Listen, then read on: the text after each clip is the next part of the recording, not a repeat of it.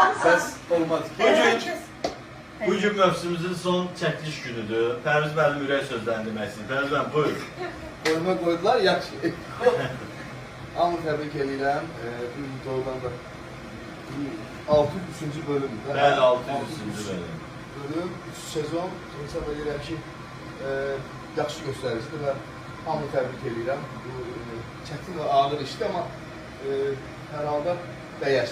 Dəyər və hər birisi uğurlar. Gəl yaxından çək. Gəl Seymur, məni yox, Pərviz. Maaşı az qalır. Al. Maaşı nədir qalır? Gəl, gəl. Ələ düş zəhmət olmasa. Çək zəhmət olmasa. Ələ düş. Xalqı çək. Yəni tort. Əhali. Serialımızın gözəl... Sizə işləmək şad olun. Adam o bazar günü deyərsən.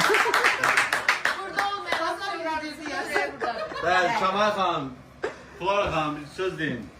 Herkesi tebrik ederim. Bu uğurlu serial münasebetinden. Həqiqətən 3-cü sezon için.